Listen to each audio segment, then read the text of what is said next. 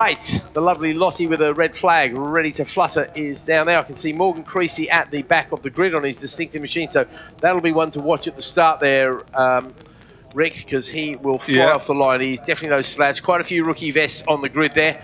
Is that somebody missing as well? On the day glow green motorcycle. Go, and out the lights go. Who's going to hook up nicely? I think that's Toby Finnis, who's away quite well from pole position. Could be Rob Saltman, though, heading for the front as they hit the brakes for Reggae for the first time. And through we go. Do we see them safely through Redgate? You were right about Andrew Houghton. He has made a load up on the grid up into the first turn. Yeah, no, he's not going to be hanging around. You can see that midfield qualifying position. He should be on for a decent points finish, hopefully. Right. Don't know if Rick and Pete explained to you, we do have limited visibility here, unfortunately. We need another couple of stories on this building, really. Right into the flight path would be really good. We might be able to see over the grandstand. Yeah, it might push the planes up a bit higher so they don't keep everybody awake. Exactly. We picked them up at Schwann's Curve up to McLean's, they're little dots in the landscape, then they disappear out of our sight as they trip the timing beam over there at the first sector just before they tip into Coppers, where of course there was a bit of action in the YPM race. Through Coppers onto the unnamed back straight. I'm surprised we don't have a name for that back straight. We've nominated a few things over the years. I was actually thinking of the Ballerini Straight, actually, but there we go. It's got more of a ring to it. It's given an Italian flavour. Through the Foggy S's, as they are when we're going in this direction. It comes the Roberts S's, of course, if we're going the other direction. Down into the Melbourne Loop. Or Melbourne, I should say, Melbourne. That's where I grew up anyway, in Melbourne. Yeah, Morgan Creasy is well on the move. He's just done another two into the what's this hairpin? It's the Heineken hairpin. Melbourne Loop is a Heineken hairpin. That's just got a bit of ring to it, the Melbourne Loop, hasn't it?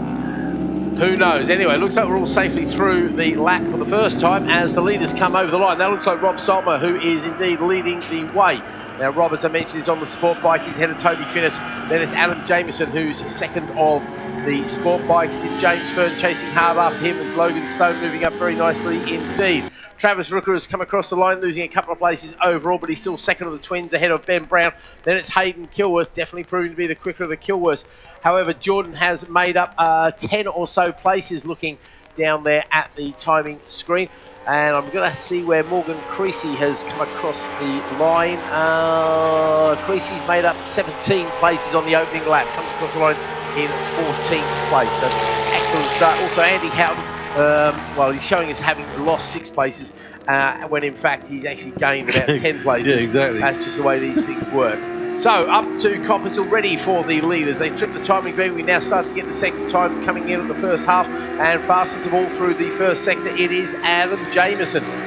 Jameson with a 48.494 is a couple of tenths quicker than both the guys in front of him. So he's definitely not giving up on the overall win, which is led at the moment by Rob Saltman. Saltman came across the line with a 1 1/4 second lead, and that's looking quite solid at the moment. I think Jameson might have moved up into second place there, actually. Let's keep an eye on him and see if he can get a bit closer as they tip into the Heineken hairpin. Yeah, we're going to give it for that. Morgan Creasy has just done another massive overtake. I thought it was a long way back, and he has run wide and given that back. Yeah, Creasy's ambition definitely outweighing his talent just a little bit there. Okay, up to the Goddard's corner as it is, of course, when we're going this way round. Over the line we go. Let's have a look at the gap there. Fastest lap to Rob Saltman then. He pulls it back in the second half of the lap. So Saltman definitely not giving up on this one. He's opened up the gap to 1.888 seconds. Toby Finnis has been relegated to third, but still leads the twins with a good margin between himself and Travis Rooker. Travis involved in that battle for the podium positions in the twins with Ben Brown. Who else has moved up that time? Yep, Creasy did just make up the 1 place that time, but he's moved himself into 9th in the Thunderbike Sport class.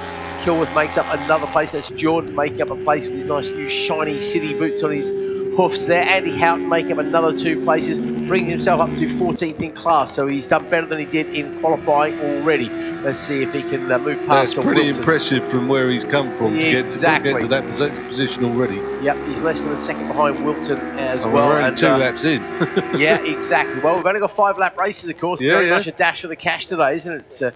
5 laps around here. Pretty long lap, though, isn't it, Rick? Yeah, GP length, of course. That's the whole point. They put the Melbourne Loop in to get GP length so that they could run the GPs. Sadly, no longer. We haven't had a GP here for many years now, have we? Most of us are crying about that. You were working at the last GP here, weren't you? You were one of the scooter riders to scoop up people. I can't remember what they called it now. Bike collection. I don't know. Yeah, rider collection. Basically, you go around picking them all up and they lob it at the scenery and take them back to the pitch. Who did you have on the back of your bike then? Come on, show off. I've done one of the World Superbike rounds. Remember, you put me on the spot there. Sorry, mate. Yeah, that was right. totally unprepared. It'll come back to me. That's all right. We can catch up with it later. It's all right. No rush here at all, mate. Don't worry. I'll tell you the best one though was I never got this guy's name. Supersport 600 rider. They'd given us these bikes that would only do 30 mile an hour, right? So we're coming back back down to the pit entrance, and he's tapping me on the shoulders. Go faster, go faster. And I went, this is it. Yeah. So he reached round and put his hand on the throttle, and we're going down. And when we got to 33 mile an hour, we both went, yeah. Excellent. It's hilarious. Gives you something to do, doesn't it? Right, another good lap there from Rob Saltman. Leads Adam Jameson by nearly 2 seconds now. 1.895 is the gap. Got a faster sector time there in the first sector for James Fern, though. James currently 4th in class behind Logan Stone. Logan's having a good weekend.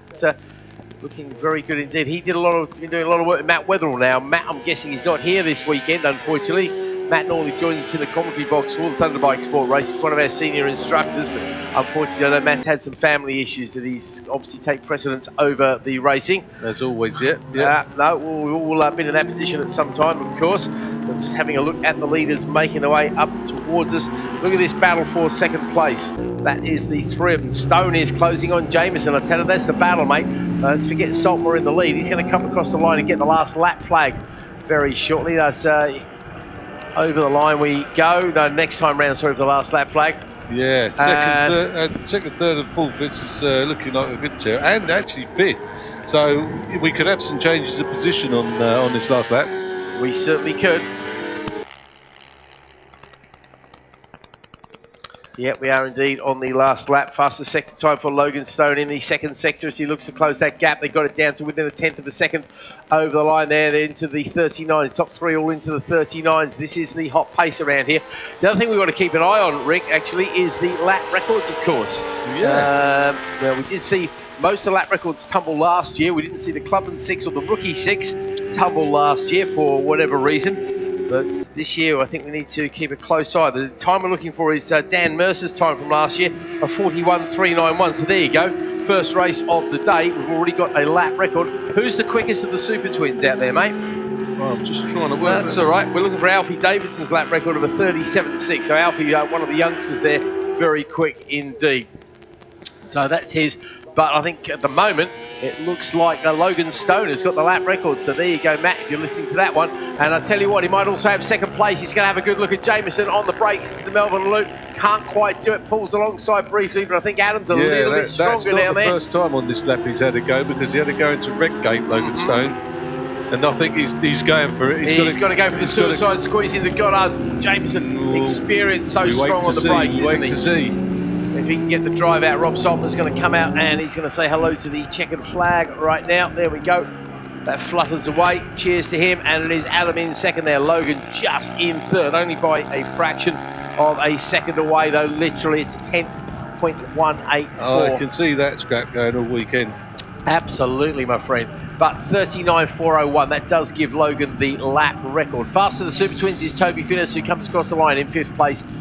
Takes the win, and it is Ben Brown who takes second ahead of Travis Rooker. So there we go. That's I think we can safely say then these are perfect conditions for races, because we've had two races and so far 2 lap records. How many? Has anyone else done a lap record in this class? I can't see the Super Twin lap record having gone yet. But you're saying we managed one in the YPMs there. Yes, mate. Kev Hooley's obliterated. Obliterated. By how much? 2.3 seconds, I think. What would you put that down to? I mean, that's a huge chunk to find. Yeah, well, all right. There's an element of Kev there, I guess. Yeah, absolutely. Yeah, it's 2.6, I think it was. He did it by. Oh wow! Outstanding. So what's he into the 43.5s? Yeah, 43.3, I believe. That's yeah, you're right. That is That is obliteration in lap record terms. Okay, let's have a look. Do you want to run us through the rest of the finishers and runners there, please, Rick? Okay, where did you get to? I think I got the top 6 sorted out. That was about it. Go from the top again. Go on, give him a good mention. We've got the winner of the race, Rob Saltmer, followed by Adam Jameson, followed by Logan Stone, and then we've got James Fern, and he was in 4th place. 5th place was the first of the twins, which was Toby Finnis, who was pole man actually, so that's interesting. Then we got 6th place is where are we going now? Bear with me, Ben Brown.